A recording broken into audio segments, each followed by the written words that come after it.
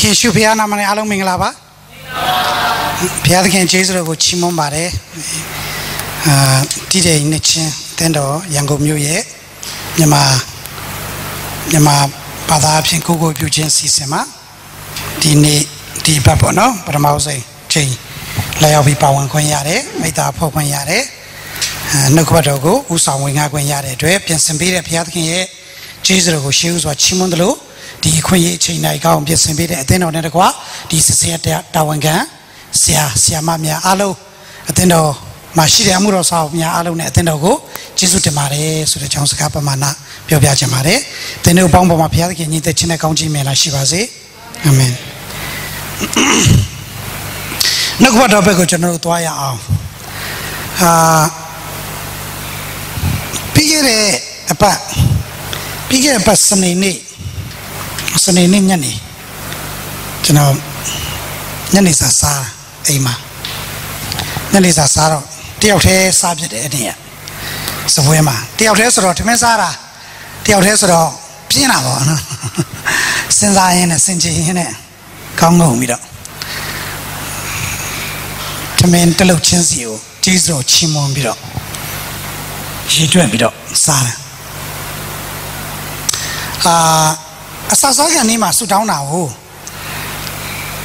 ဆရာတယောက်နဲ့ညီကိုဆရာတယောက်နဲ့ဆွေးနွေးဘူးတယ်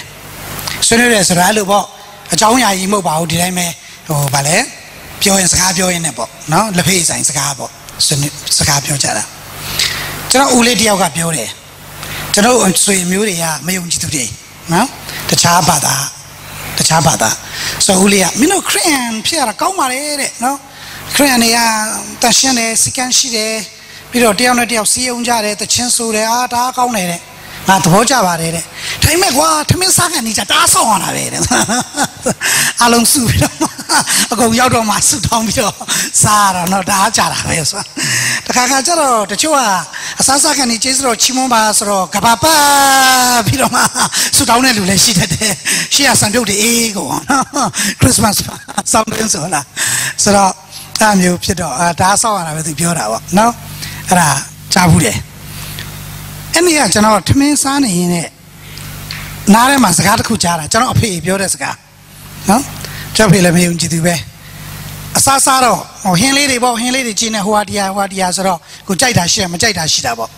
ပေမဲ့ကျေးဇူးတော်ချီးမွမ်းရတယ်အရာအလုံးကိုစားခွင့်ရတဲ့အတွက်ပေါ့နော်ငါတို့ယုံကြည်သူကတော့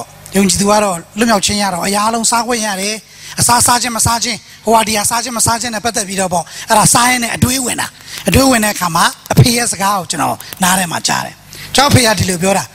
မင်းတို့ခရစ်ယာန်တော့ကောင်းတယ်ကွာတဲ့မစားရတာဘာမှမရှိဘူးနော်တဲ့မြေကြီးငုတ်ပြီးဖယားကိုကြောပေးတဲ့ဟာအကုန်သတ်စားအလုံးဖွင့်ပြထားတယ်ဆိုပြီးတော့နော်သူကဒီလိုပြောတဲ့စကားကိုကျွန်တော်ကြားဘူးတယ်သူပြောတဲ့ဟာပေါ့အဲ့နဲ့မြေကြီးငုတ်ပြီးတော့စားတဲ့အကောင်ကောင်းကင်ကြောပေးတဲ့အကောင်အလုံးသတ်စားဆိုတော့ငါလည်းအခုငုတ်ပြီးစားနေတာပဲလို့ငါလည်းငုတ်ပြီးစားနေတာပဲကောင်းကင်ကြောပေးတာပဲလို့ဆိုတော့အဲ့ဒီမှာကျွန်တော်ဘာကိုစင်ချင်မိလဲဆိုတော့တရိတ်ဆန်တဲ့လူကိုဖျားကခန္ဓာစိတ်ဝိညာဉ်သုံးပိုင်းနဲ့ဖန်ဆင်းထားတာတရိတ်ဆန်တော့ခန္ဓာရှိတယ်ခံစားတတ်တဲ့စိတ်ရှိတယ်သူ့မှာကဖျားကိုကိုးကွယ်တတ်တဲ့တနည်းအားဖြင့်ဖျားနဲ့အဆက်ရတဲ့ဝိညာဉ်မရှိတရိတ်ဆန်ဝိညာဉ်မရှိအကြောင်းလူဟာဖန်ဆင်းသမျှသောတရားဝါအားလုံးထဲမှာအမြင့်ဆုံးဖြစ်လာတယ်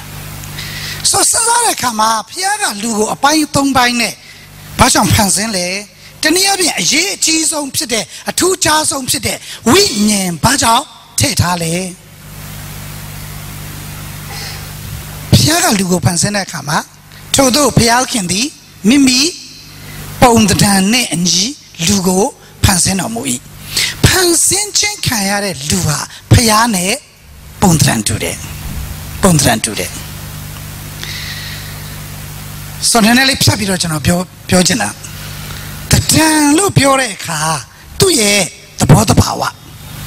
နော်အပြင်မြင်နေရတဲ့ရုပ် image တဲ့တန်ထန် nature ဆိုတာတဏ္ဍာန်ဆိုတာသူ့ရဲ့သဘောတဘာဝသူ့ရဲ့ဖြစ်ခြင်းဖျားရဲ့သဘောတဘာဝတနည်းအားဖြင့်ဖျားရဲ့ဖြစ်ခြင်းအဲ့တော့ဖျားကဘာဖြစ်လဲ Shaman Cranjan Kanjile Kangan Saleo Jida Kama, Piakin the Nawinye, Pito Mu East or Paya Pichina, Nawinye. Pia Pichina Nawinye. Pia the Bodabawaga, Nawinye. Piaga Sain Kelemobu, Jelemobu, and Willem Hobau. No, the Sonukupon Polole, Agura Jano Miaule, Yamia Piao. Next time I know your car or 10 shots of General Minduya Mabo. Agura Ionema Sigurama Pompolomiao, and a blue bonus of Pompolomiao. Totally, no go out of Pobiaraga, Piakin the now winning Pitomui. As your Piaga do a tema, 2 years the boat, the bar, what city, winning will take habit. A dreamer, winning will take habit. Oh, do you winning will take habit? You a checker. Piaga now winning pite dwe now winning piago sepoha a set yaboha now winning nebe selo ya now winning nebe selo yabo dwe a set yabo dwe piaga now winning tetabide uma bien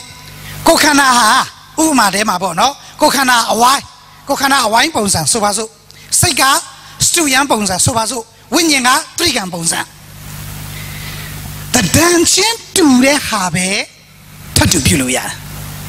The dancing to Mabe Tatubuya. The dancing to in Salo, Maya.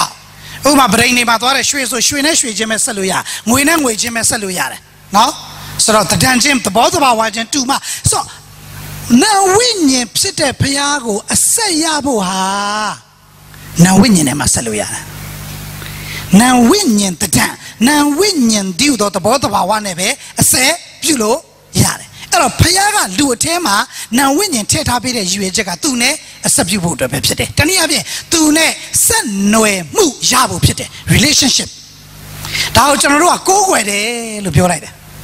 No? But I'll go there, I mean, your song, tensions on bone, chiso, position, at the operation, sit that way, go with it, Lupio. The Ganano, a set of beauty.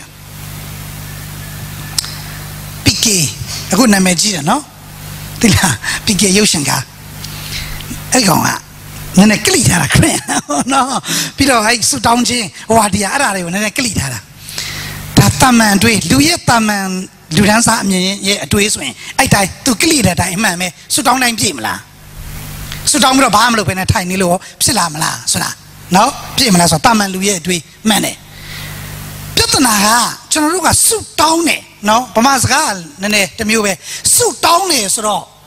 Suit down all of your line, Luaba Pilatra. Lugina, I'll suit up and down I'm going no, I'm so no, down shop, down me down it, suit down is raw. The hero mobile, attention the piano,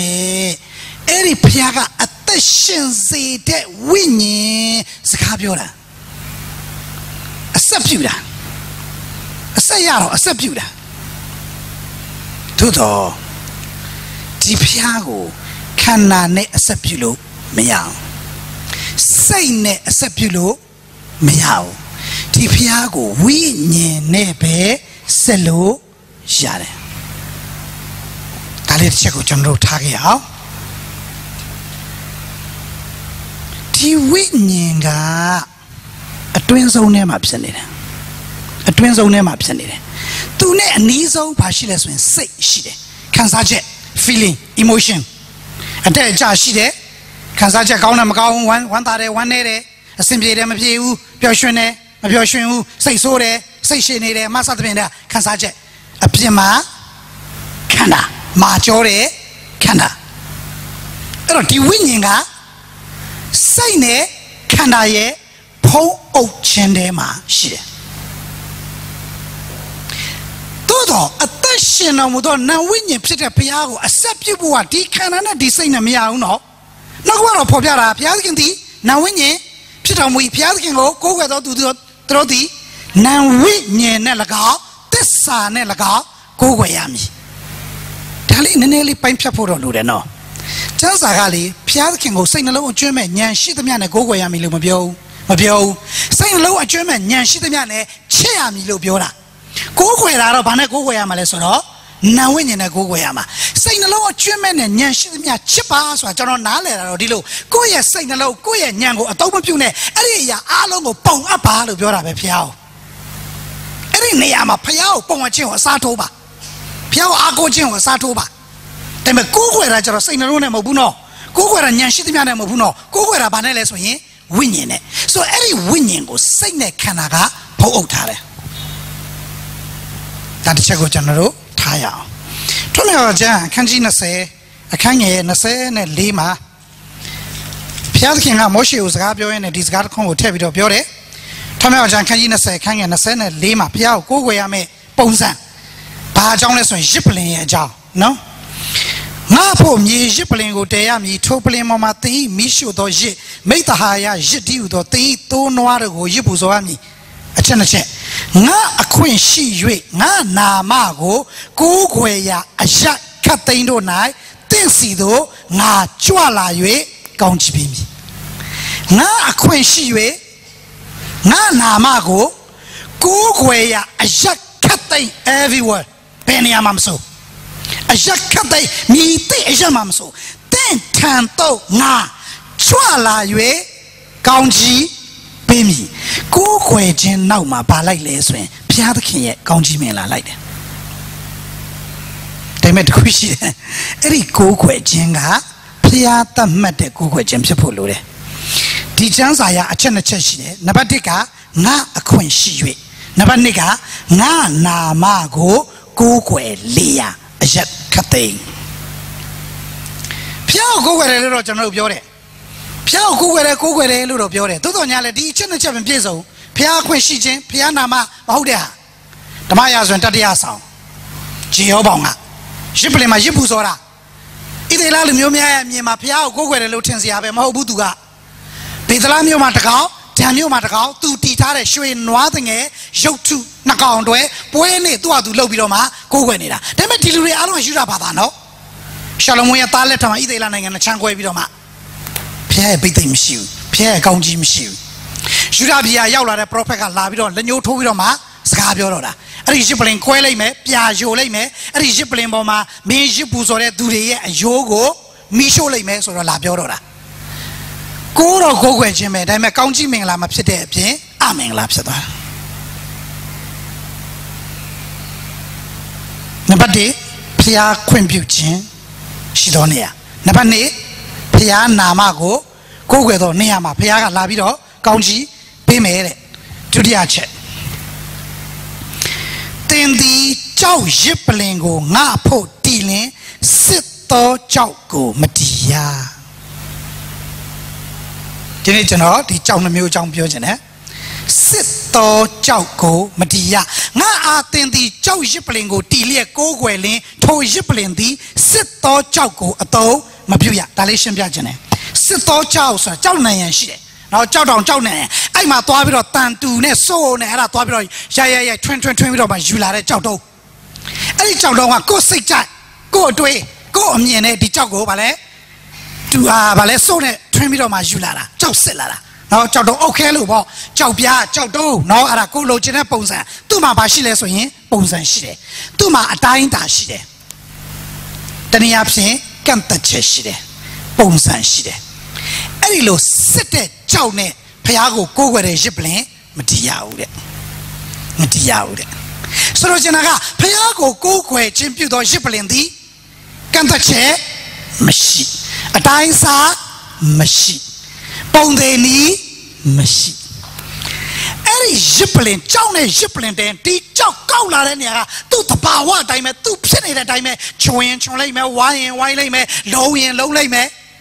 အဲ့ဒီအတိုင်းပဲယူလာပြီးတော့ရစ်ပလင်တည်ပြီးတော့ဘုရားကိုကိုးကွယ်ရမယ်တဲ့အဲ့ဒီကြောက်ကကန့်သက်ချက်မရှိဘူးအဲ့ဒီကြောက်ကလူလုတ်ထားတဲ့ပုံစံမရှိဘူးနီလန်မရှိဘူးဘုရားဖန်ဆင်းထားတဲ့အတိုင်းပဲအဲ့ဒါကရစ်ပလင်ဘုရားကိုကိုးကွယ်သောရစ်ပလင်သည်စစ်တော်ကြောက်မဖြစ်ရတစ်ချက်ထားခဲ့ပါဘုရားကိုအတွင်းဝိညာဉ်နဲ့အဆက်ပြုရမှာဖြစ်တယ်သို့တော်စိတ်နဲ့ခန္ဓာကဖိုးထားတယ်အဲ့ဒီဝိညာဉ်ကစိတ်နဲ့ခန္ဓာကိုကြော်ဖြတ်ပြီးတော့ဖောက်ထွက်လာပြီးတော့ဘုရားနဲ့အဆက်ပြုရမှာဖြစ်တယ် ကိုယ်ွယ်ခြင်းရစ်ပလင်ဟာပုံစံကန့်သက်ချက်ပေါက်စီးမြင်နီးလန်းနဲ့မဟုတ်ဘူးစစ်တော်ကြောင့်လည်းမတည်ရဘူးဓမ္မရာဆိုရင်တတိယဆောင်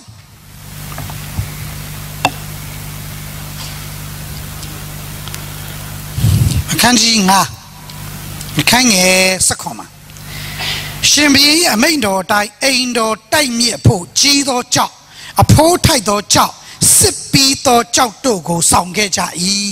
အခန်းကြီး6အခန်းငယ်9စောစောအခန်းကြီး9အခန်းငယ်16ဓမ္မရာဇဝင်တတိယဆောင်အခုအခန်းကြီး6အခန်းငယ်9ထိုအိမ်တော်ကိုတီလုပ်သောအခါထိုရက်သို့မဆောင်ခဲ့မီစစ်ပြီးသောကြောက်တို့ဖြင့်သာတီလုပ်သောကြောက်တန်တူ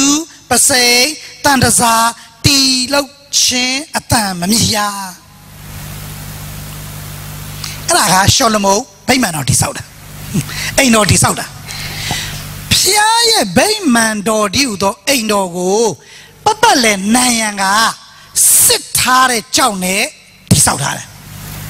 ဟိုးကြောက်တောင်ကိုသွားတယ်ကြောက်နိုင်ရန်ကိုသွားတယ်အဲ့မှာသွားပြီးတော့အဲ့ကြောက်ကိုသွားစစ်တယ်ဆိုတာပုံစံထွင်းယူလာတာလေနော်ကြောက်ပြားကြောက်တုံးအုတ်ခဲပုံစံအဲ့ဒါပုံစံသွားထွင်းယူလာပြီးတော့ယူလာပြီးမှအဲ့ဒီရန်နဲ့တိထားတယ်အိမ်တော်ကဗိမာန်တော်ဒီဟူသောအိမ်တော်ကစစ်တော်ကြောင့်နဲ့တည်ထားတယ်ကန့်သက်ချက်ရှိတယ်ပုံစံရှိတယ်နီလန်းရှိတယ်သို့သောအဲ့ဒီဗိမာန်တော်အထဲမှာဖယားကိုပူဇော်ရတဲ့ရစ်ပလင်တည်ရင်တော့စစ်တော်ကြောင့်နဲ့မတည်ရဘူးအဲ့ဒီကြောက်ကကန့်သက်ချက်မရှိဘူးပုံစံမရှိဘူးကျွန်တော်တို့ရဲ့ခန္ဓာကဖျားရဲ့ဗိမာန်တော်ဖြစ်တယ်ဖျားရဲ့တန်ရှင်းသောဝိညာဉ်တော်ကျင်းဝတ်တဲ့ဗိမာန်တော်ဖြစ်တယ်ဒါပေမဲ့ဒီခန္ဓာဟာကန့်သက်ချက်ရှိနေတယ်ပြင်းတယ်ပျော်တယ်မပျော်ဘူးအဆင်ပြေတယ်အဆင်မပြေဘူးဝမ်းသာတယ်ဝမ်းမြောက်တယ်ဝမ်းနည်းတယ်အောင်မြင်တယ်မအောင်မြင်ဘူးခေါင်းကိုက်တယ်ဗိုက်နာတယ်ဖျားတယ်သွေးတိုးတယ်စကြောတက်တယ်တနေကုန်ပင်ပန်းပြီအဲ့ဒါဒီခန္ဓာကကန့်သက်ချက်ရှိတယ်အခြေအနေထဲမှာရှိတယ်ဖျားကြောင့်သွားမလို့ပါဆိုမှဘိုးကရွာပြီကွာဒီစာရန်တော်နှောက်ရှက်တာပဲစာရန်လည်းမျက်ခုံးတွေပါလှုပ်လို့နော်အများအားခရစ်ယာန်နေစာရန်အများအားပုံလို့စာရန်ရွာပြန်ထွက်ထိုင်နေတယ်စိတ်ညစ်ပြီးတော့တခုခုဆိုစာရန်တခုဆိုစာရန်ဆိုတော့စာရန်ရွာပြန်ထွက်ထိုင်နေတယ်နော်ဖျားကြောင့်သွားခဏလေးကြည့်စာရန်နှောက်ရှက်ပြီးစကားများပြီရမ်းဖြစ်ပြီးတော်ပြီဖျားမသွားတော့ဘူးတော်စုစာလေးကြည့်တာမပြောစာရန်နှောက်ရှက်တယ်ဆိုဒီကောင်ကကန့်သက်ချက်ရှိနေတယ်အတွင်းထဲကစိတ်ကလည်းကန့်သက်ချက်ရှိတယ်စိတ်ပျော်ရင်တစ်မျိုးနော်တချို့ကစိတ်မပျော်မရွှင်နဲ့အစမပြေဘဲနဲ့ဖျားကြောင်းလာတာနောက်ဆုံးမှထိုင်ပြီးတော့မှနောက်တစ်ခါတချင်းဟိုတပါပရိယာဥဆောင်တယ်လေရှေ့မှာစာသားရိုက်ပြီးသားလေဆင်ရွှင်လန်းဝမ်းမြောက်ရွှင်လန်းလို့ဆိုတာဆိုနေမျက်နှာမသားမရဆိုနေတာတော့ဝမ်းမြောက်ရွှင်လန်းလို့ပဲဆိုတဲ့မျက်နှာကတော့အကျွေးတောင်းလို့မရလို့ဒေါသထွက်တဲ့မျက်နှာနဲ့ဆိုနေတာဒီစိတ်ရဲ့ခံစားချက်ကလည်းကန့်သက်ချက်ရှိတယ်တခါကအစင်ပြေတဲ့ခါကျတော့နော်လို့သူများပေါင်းမြောက်အောင်မြင်နေတဲ့ခါကျဟာလေလုယာ praise the Lord ပေါ့အစင်ပြေတဲ့ခါကျတော့နောက်မှသွားပြီးခွေနေတော့တာသူများဟာလေလုယာလည်းမအာမင်နိုင်တော့ဘူးအချင်းကသူကကန့်သက်ချက်ရှိနေတယ်ခန္ဓာကလည်းကန့်သက်ချက်ရှိနေတယ်ဒါပေမဲ့အတွင်းထဲမှာဖျားကိုကိုးကွယ်ရမယ်ကိုးကွယ်ခြင်းဝိညာဉ်ရစ်ပလင်ကကန့်သက်ချက်မရှိဘူးအချင်းဒီပေါ်မှာမမူတည်ဘူးအစင်ပြေခြင်းမပြေခြင်းပေါ်မှာမမူတည်ဘူးအောင်မြင်တယ်မအောင်မြင်ဘူးပေါ်မှာမမူတည်ဘူးလူများတဲ့နဲတဲ့ပေါ်မှာမမူတည်ဘူးအစင်သိနေမသိနေပေါ်မှာမမူတည်ဘူးဒီဝိညာဉ်ရဲ့ပေါ်ဝိညာဉ်ထဲမှာရှိတဲ့ကိုယ်ွယ်ခြင်းရစ်ပလင်ကမစစ်တော့ကြောက်ဗိမာန်တော်ဒီတော့အိမ်တော်တိဆောက်ထားတာကစစ်တော့ကြောက်အတွင်းဝိညာဉ်ကိုယ်ွယ်ခြင်းဝိညာဉ်ကရစ်ပလင်ကမစစ်တော့ကြောက်ဒါဆိုရင်ဒီကိုယ်ွယ်ခြင်းဝိညာဉ်ကအပေါ်မှာကာထားတယ်စိတ်နဲ့ခန္ဓာကိုဘာလို့လာမလဲ break through ထိုးပေါက်ထွက်လာဘုရားကနာမဘုန်းကြီးပါစေဒီ ဒီဝိညာဉ်ကထိုးဖောက်ထွက်လာပြီးအဲ့နံဝိညာဉ်ဖြစ်တဲ့ဘုရားနဲ့အစဲရတာဒါကြောင့်ညီကောင်မောင်တို့ပေါင်းတော့ခင်ဗျာကိုယ်ွယ်ချင်းဆိုတာအချင်းတွေပေါ်မှာမူတည်ဘူးတင်ဝမ်းမြောက်ချင်းတိုင်အောင်မြင်တာမအောင်မြင်တာတဲ့အိမ်မှာအဆင်ပြေတာမပြေတာရန်ကုန်မြို့မှာပြောမယ်ဆိုတော့ဘတ်စကားကရှိတာမရှိတာအဲ့ပေါ်မှာမူတည်ဘူးအလူငွေတော်မှထည့်စရာမရှိပါဘူးကွယ်ဒီပေါ်မှာမူတည်ဘူးဒီနေ့ဖျားကြောင်ပြီးရပါဘာလို့မလာမလို့ပဲလာမလို့လေစတာနောက်ရှက်လို့ဟိုမှာနော်အမအစမပြေတာတွေ့လို့ဒါမှမဟုတ်ရံဖြစ်လို့ဟိုကဖြစ်လို့ဒါဒီပေါ်မှာမူတည်ဘူးကိုယ်ွယ်ချင်းကပြောကြချင်းဆိုနေရာပေါ်မှာတော့မမူတည်ဘူး12နှစ်လုံးသွေးသွင်းတာဆွဲတဲ့မိန်းမတရင်စကားကြားတယ်ယေရှုကြွလာတယ်တဲ့သူအစတည်းကကြားဘူးလားဒီယေရှုကငါရဲ့အနာကိုပျောက်ကင်းစေနိုင်မယ်ဘာကြောင့်ဆိုအနာရောဂါငြိမ်းစေတဲ့အရှင်ဖြစ်တယ်သူကြားဘူးတော့သွားမယ်12နှစ်ပတ်လုံးသွေးသွင်းတာဆွဲ၍မိမိဥစ္စာရှိသမျှကိုရောင်းပြီးစေသမားတို့လက်တွင်အပ်တော်လဲအနာမပြောက်သောမိန်းမတယောက်ဒီတဲ့မပြောက်ဘူးနော်12နှစ်လုံးကုန်ပြီဥစ္စာကုန်ပြီအထုခုတွေစုံပြီစေကန်းတွေလည်းစုံပြီဆိုတော့ရှိသမျှလည်းကုန်ပြီ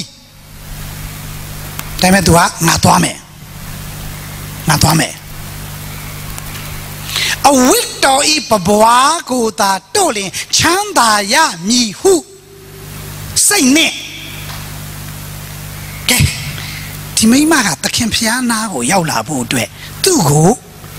ကာထားတဲ့အရာ၅ချက်ရှိတယ်သူကယူဒလူမျိုးဖြစ်တယ်မိန်းမဖြစ်တယ်ပြည့်ညတ်တရားရဲ့စီရင်ခြင်းရှိတယ်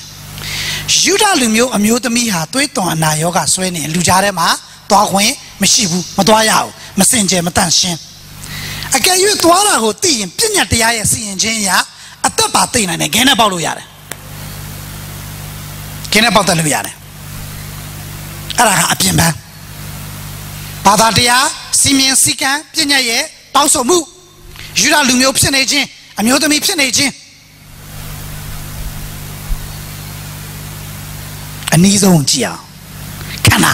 သူသွားမယ်လို့ပြင်ဆင်တော့သူခန္ဓာကသူ့ကိုဘာပြောမယ်တင်လဲနေရသွားမယ်ဟုတ်လားယောဂသည်လေယောဂသည်12လဖြစ်ခဲ့တာမဟုတ်ဘူးနော်12နှစ်ဆွဲနေတာနေအခုလည်းမပြောက်ဘူးလေဘယ်လိုလုပ်သွားမှာလဲခန္ဓာကိုယ်ကကာဗာလောက်တာခန္ဓာကိုယ်ကပြောတယ်ဗါတယ်လေငါဖျားနေတယ်ငါအကြောတွေတက်နေတယ်ငါသွေးတိုးနေတယ်ဟိုကရှိတယ်ဒါရှိတယ်ခန္ဓာကိုယ်ကကဲစိတ်ကခံစားချက်ကဗါတယ်လေမင်းမရှိသမျှတောင်အားလုံးကုန်ပြီလေအကုန်လို့တောင်ဘာမှအခုရောင်းစရာမရှိတော့ဘူးပေါင်စရာတောင်မရှိတော့ဘူးစေသမားလည်းအကုန်လုံးစုံနေပြီလေဘယ်မှာပျောက်လို့လဲစိတ်ရဲ့ခံစားချက်ကမျောလင့်ခြင်းမရှိခန္ဓာကိုယ်ကသူ့ကိုတက်တဲ့ခံတယ်ငါလူနာတဲ့စိတ်ကသူ့ကိုတက်တဲ့ခံတယ်မျောလင့်ခြင်းမရှိဘူးတဲ့အခြေအနေတွေအားလုံးဟာကန့်သက်ချက်ထဲမှာရှိနေတယ်ဒီမိမရဲ့အခြေအနေတွေအားလုံးကကန့်သက်ချက်ထဲမှာရှိနေတယ်ဒါပေမဲ့သူ့ရဲ့အတွင်းဝိညာဉ်ကအဲ့ဒီကန့်သက်ချက်အခြေအနေအားလုံးကိုထိုးဖောက်ထွက်လာတယ်ဘုရားသခင်ကဘုန်းကြီးပါစေထိုးဖောက်ထွက်လာတယ်တာလေးတွားလိုက်တဲ့လူကြားထဲမှာမသိဘူးနော်သူများမသိအောင်ဘာကြောင့်ဆိုပြည့်ညက်တရားရှိတာ哦အဲ့တော့သခင်ဘုရားကြွလာခါလူစုဝေးကြိုးစုံနေတယ်သူလည်းပါတယ်ယာယီယူအိမ်ကလာခေါ်တယ်အသက်12နှစ်ရှိတယ်သမီးငယ်လေးသေဆဲရှိတယ်ကိုရောကြွလာပြီးကောင်းကြီးချမ်းသာပေးပါငါကိုယ်တိုင်ကြွမယ်ကွာချမ်းသာပေးမယ်သွားတယ်အသွားအဲ့ဒီအသွားလှည့်ပြီးတော့အသွားမှာသူနောက်ကလိုက်ပြီးတော့မှတို့လိုက်တယ်အဝတ်တော်ရဲ့ပပွားကိုပဲတို့လိုက်တယ်နော်အဝတ်တော်ဒီမှာခြုံထားတဲ့ဟာဖြစ်မှာပေါ့အောက်ကပန်းပွားလေးကျနေအမိတ်ကလေးကိုတို့လိုက်တယ်ထိုခဏချင်းတွင်သွေးသွန်နာပျောက်လေဤအတွင်းဝိညာဉ်ရဲ့ထိုးပေါက်ထွက်လာတဲ့တုတ်ထိခြင်းကစစ်မှန်သောယုံကြည်ခြင်းမျှော်လင့်ခြင်းနဲ့ထိုးပေါက်လာတဲ့တုတ်ထိခြင်းကသူ့ရဲ့အခြေအနေအလုံးကိုပြောင်းလဲသွားစေတယ်ဘုရားသခင်ဘုန်းကြီးပါစေအခြေအနေကဘာလဲယောဂတဲ့စိတ်ရခံစားချက်ကဘာလဲမျောလင့်ချက်မရှိဒါပေမဲ့အဲ့ဒီကာဗာလောက်ထားတဲ့အဲ့ဒီဖုံးကွယ်ထားတဲ့ဖုံးလွှမ်းထားတဲ့အရာအားလုံးကိုသူထုတ်ဖောက်ပြီးထွက်လိုက်တဲ့အခါမှာအဲ့ဒီအခြေအနေအားလုံးကပြောင်းပြန်ဖြစ်သွားတယ်吧？耶稣啊，多年了，那别个乌地比多少，都是乌地比多少嘛不？耶稣啊，好生的呢，每个人是个乌地比多的钱了。第几啥嘛？第每嘛都快他们把第几岁？第那就快他们是的。但是第每嘛个，把路来了，就来了。咱那的พญาရဲ့ခြေလမ်းရပ်တန့်သွားတယ်ညီကောင်မတို့အတွင်းဝိညာဉ်ရဲ့တောင်းတဆန်ငတ်ခြင်းနဲ့ခတ်သိမ်းသောအခြေအနေတနည်းအားဖြင့်ပြောရင်ကန့်သက်ချက်မဲ့သောကြောက်နဲ့တည်ထားတဲ့ရစ်ပလင်ကအဲ့ဒီကိုးကွယ်ခြင်းဝိညာဉ်တွေကကိုးကွယ်ခြင်းထွက်ပေါ်လာတဲ့အခါမှာခတ်သိမ်းသောအခြေအနေကပြောင်းပြန်ဖြစ်သွားတယ်လမ်းနေတဲ့ဖျားခြေလမ်းတောင်ရပ်သွားတယ်ပြန်လဲလာတော့နော်ဖျားခြေလမ်းရပ်ရုံနဲ့ဖျားရဲ့ဥတီချက်တောင်မှာခိတခဏဘာဖြစ်သွားလဲ stay ဖြစ်သွားတော့နိုင်မှာပြန်လဲလာတယ်ငါကိုဘသူတို့တလဲငါကိုဘသူတို့တလဲကျွန်တော်မဟုတ်ကတော့ကျွန်တော်မဟုတ်ကတော့ကျွန်တော်မဟုတ်ကတော့လူအပေါင်းတော့တင်ညင်းလက်တော့ယောဟန်ကဟဲ့ဘသူမကြည့်ပြောစမ်းမအောင်ကွာမင်းတလောက်လူတွေအများကြီးလက်မင်းနေတယ်ငါ့ကိုဘသူတို့လဲတဲ့ဟိုကောင်ဆိုဖက်နှက်တောင်တက်နေတာဟိုမှာစောစောတော့ငါတွေ့တယ်နော်အဲ့ဒါဘယ်လိုလုပ်သိမလဲငါ့ကိုဘသူတို့ပြောစမ်းမအောင်ကိုတော့တလောက်လူတွေအများကြီးကိုတော့တို့တာမပြောနဲ့တွန်းမိတဲ့ကောင်ထိုးမိတဲ့ကောင်ကိုတော့ကိုဆောင်တိုက်တဲ့လူတော်မှအများကြီးကိုတော့ငါ့ကိုဘသူတို့လဲဘယ်လိုလုပ်ဖြေနိုင်မလဲယေရှုပြောတဲ့စကားတိတ်စိတ်ဝင်စားစရာကောင်းတယ်နော်မဟုတ်ဘူးတစုံတယောက်တော့သူသည်ငါကိုတို့လေပြီအာမင်တစုံတယောက်တော့သူသည်ငါကိုတို့လေပြီယေရှုကမသိဘူးလားပေတရုပြောလို့မသိဘူးလားယောဟန်ပြောလို့မသိဘူးလားသိတာပေါ့သူ့ကိုလူအများကြီးတွန်းမိနေတာထုံးမိနေတာတိုက်မိနေတာသိတာပေါ့ဒါပေမဲ့ယေရှုရှာတာကအတွင်းဝိညာဉ်ထိုးဖောက်ခြင်းနဲ့တော့တဲ့မိန်းမတယောက်တည်းကိုရှာနေတာဖြစ်တယ်များစွာသောဘုရားကျောင်းတွေရှိကြောင်းဒီနားဝင်လာတော့ဟိုဘက်ဟိုလမ်းနေကျောင်းဦးဆုံးရောက်ဘူးတာလေဟိုဘက်လမ်းကျောင်းဟာစီဘီစီပဲလို့ဟိုမှာလို့ဆိုနော်နောက်ဝင်လာပြီးဟိုဘက်ဆိုဒီဘုရားကျောင်းဟာဟိုဘက်လည်းပိုင်လာမသိလှမ်းကြည့်တော့မဟုတ်ဘူးထိတ်မှာကရင်လိုရေးထားတယ်ဗါလဲကျမ်းစာကျောင်းလားဗါလားမသိဘူးကရင်ဘုရားကျောင်းလားမသိဘူးနော်ဘုရားကျောင်းတွေအများကြီးပါဘုရားကျောင်းတိုင်းမှာခရစ်ယာန်လို့ပြောတဲ့လူတွေအများကြီးပါယုံကြည်သူတွေပြောတဲ့လူတွေအများကြီးပါအခုတော့ praise and worship ခစ်စားလာတော့နော်နေချင်းတဲ့တော်လိုနေရာမျိုးမှာဒါမျိုးဖိုးပင်နေလားအလန်းနော်ပြောင်းကိုကိုွယ်တာလန်း praise and worship တွေလည်းနေရာတိုင်းမှာအခုက praise and worship မလုပ်ရင်တောင်မှအသင်းတော်တွေကခင်မမီတော့တယ်လို့ဘာလို့ဖြစ်လာတာတချို့လည်း praise and worship ဆိုတော့ရှေ့မှာ4ရက်လောက်ခက်တီနဲ့မတက်ရပြီးကြောက်ရွံ့မေးစေးပေးထားတယ်လို့မျိုးသင်းထွက်ဆိုနေလားတောင်းရင်ဒါမျိုးလည်းအများကြီးရှိတယ်ဘာလို့ praise and worship ကခက်စားလာလေလုံမရမယ်ဆိုတော့သူတို့လောက်တတ်တဲ့နီးနဲ့လောက်တာပေါ့ဗျာထားလိုက်ပါနော်အဲ့ဒါတွေရှောက်ပြောနေမျိုးဖြစ်မှာထားလိုက်ပါအများကြီးပဲဘုရားကိုကိုးကွယ်ပါတယ်လို့ပြောနေတဲ့လူတွေအများကြီးပဲ praise and worship လုပ်နေတဲ့လူတွေအများကြီးပဲ praise and worship leader တွေအများကြီးပဲဆုတောင်းနေတဲ့လူတွေအများကြီးပဲဘုရားကိုတိုးတိနေတဲ့လူတွေအများကြီးပဲဒါပေမဲ့ဘုရားရှာတာကတယောက်တည်းချစ်တော်ညီကောင်တို့ဘုရားရှာဖွေခြင်းခံတော်သူဖြစ်ပါစေ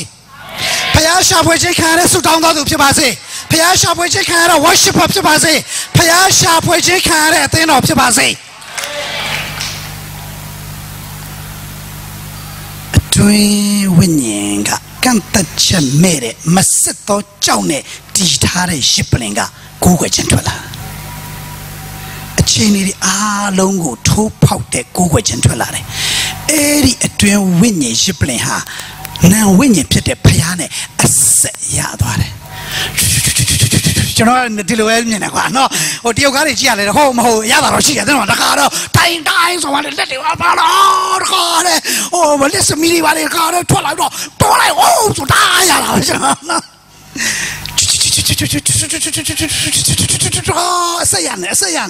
တယ်ဒီနာဝိညာဉ်ဒီစစ်တော်ကြောင့်ကန့်သက်ချက်မဲ့တော့တခြားမလို့နော်ဦးဆုံးတော့ကျွန်တော်ဦးဆုံးခောက်ပါပဲဒါပေမဲ့နည်းနည်းလေးတော့ပြောပြရစီလားလူနီလူဟန်လူပုံစံနဲ့ဖြစ်တဲ့ကိုယ်ွယ်ခြင်းကဖျားမနဲ့တဘူးနော်စောစောကျွန်တော်စမပတ်လို့အဲ့ထွန်းမြောက်20 24 25အောက်မှာလေတန်တစာပါတော့ရှစ်ပလင်တင်ညညူးချင်းရှိတဲ့အဲ့လိုပြောတယ်အဲ့လိုပြောလို့ဒီစတန်ပြောတာမဟုတ်ဘူးနော်တန်တစာပါတော့ရစ်ပလင်တင်ညညူးချင်းရှိတယ်ဘုရားလုံးဝမကြိုက်ဘူးတန်တစာပြောချင်တာလူလောက်ထားတဲ့ဟာကိုပြောတာလူရဲ့ idea လူရဲ့ဉာဏ်လူရဲ့သဘောလူရဲ့အစီအစဉ်လူရဲ့အကြံစီနဲ့ဗာလဲပြုလုပ်ထားတဲ့ရ Jibbling, go away, Jim, Piaga, Manitapu, New Jambale. Richoka, the Bawa die, a psi die, a she die. Hallelujah. So now I got a Sabbath, young lady. Look at a Nina Sejoa. Just a legal name of young lady, some man. Can you see Chamu Yashi Kansare? Jonathan Jaya Crane, General Piajan called out a thing Jaya Gu, Piajan Mateta, Nensa Shibitu. General Piajan called a thing, you know. Then I general do a talk call. Oh, no, don't get a tolling a nigga. Today, La Piajan Totea, Tuma, Kenao, Toroimacho, Nibudo, and Sama. Tomabiolesro. How come in it? General Ningating Agent, Lingacho Dangria, Negating Agents, General Siapsile to Sialo to Yasidema, Mamina, to Paluma, no, General Wanda area, no? So to Sialo Coin, General Siso, my city museum. How come in it? Piazon Tobusura, Piaz can she to send them to the Guare, to other Viola. Piazin to send them to the Tanetana do Viola. Did he look? Piat can shake a sentence pipi solens what one nine delu, locama, Paniao Shilole. Solen Baresolu, Paniao Shilole. The Bamam Joro Piat and Russia Lujanabale. Upset time. Must sit a choco Lujanano. Make a lame be mad. Choya balloon, Jacquama, John Tornado, go hold a dime. They want to say, Mole Cho, and if you will be going to Malumina Bota be Latin. And if you will leave your arm, no? Darling, no Latin. Harry Pinsentare, Setare Choco Pia, Mlojimu, Massitare Chow, upset die, a sheet die. Piagan Babiole. We lay a payment to Bono, they know when go chat, Lula Swanasi like a Lomabio. Hello, we lay a payment to Bono, Natando, La Chalo, Winnet, the Qua Lava, any wing go chat him up the upset. Any wing go post him up the upset. Son Tachamare. Eddie Luna, Winyan Piano, the winning it, a sayador of Papsimale. Hey, Idilal Muri, Minuri Bala Piane, Tora Pia, Jarema, a Bemiaka Lapalo, Jomare Sing and Nimale, Minu Bala Prope, Lian and Gazashi, Tora Pia, Pia, Prope, Nadia Revangere, Ilia, Maravian Carimera Tombo Lage, Payam and a Pia Mino Kuwe, Tombo Ya, Ke, Mino, Jibble and Kute, Tintin, Noargango, Tabido Pamapia, Noargango, Gotin, Gongyu, Mimishuna, Gongyu Ko, Malelo Lome, Mine, Tuda Pia Piazza Pia Pipsi. Okay, get low. But Meno Lumiar was in low. Palapropelian has it. Then he go ore. Amamsu. Go Tansune, Sutane, Lee, a toy trabido ore. Amamsu. Yane, Yahuya Jubuso Jaro, Elia, Ke Doro. Minu Tenego Neviqua, Abume. Akome. Either lam you Pia can tower up Pia Po. Johnson alone ship in dere. Either lam you son of you goes abudaba. Eri Elia dere Joutia, Massito Joupsit. Massito Jou. Bones and 20 Jom Hopu. A canta take a Jom Hopu, a chain area Jom Hopu. Tita Massito Johnson alone, TB, Eriboma Tango Tin, no other contact by my Piabito Tin, Shipping Papale, my Jimian to John do this one. No? Julia, John do Peter the Bell, your Gila. Gila, Don't allow, don't chain on law, alone so sweet. Jippelin, Chow, Tin, Noah, Pema do that Jimian Jepi. Eri Jama Eliava. Kong and Bochation Tower Pia, Coronation Jama, Babiatana, Mamshi. Corochano, Yerantanos Hana Chano Dide. Coronation Obama Biosia, Jamshu. Todo le coro. I wanya le shire preta. I ite la lumiro di. Coro payago go gue coro night pion le bani a job. A chanos gago, not on a muba. A chanos gago, not on a muba who suit down chem so me twin. Taura piatando ma mi cha yue. Jippling it was shitmiago. Loudly, hallelujah. Eri winyeha. Na winning piane, a say ya to are a capapsilla less win. Tashendo winning or a big to go to Yaula. Big to go to Yaula.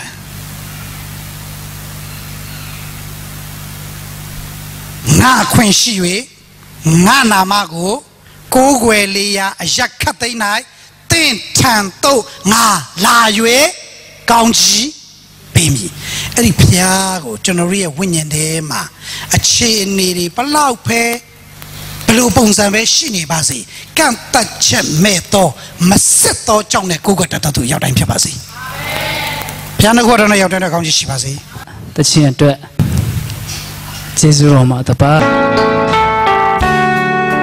Piao mà chính go bed, khi you na dia, khi you na apiwa kayu, chino boye, adibe shize dedu. Để từ chim mẹ sông đó thì cô lo xin đã thao ra ba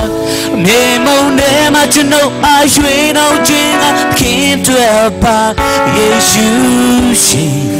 cô đó được ba ta cô ba sẽ bông chỉ dễ ba để mình thế cha bello đuôi yami trong tuổi la cô đó chân ơi na na mẹ đang si jinga để sa đi qua mà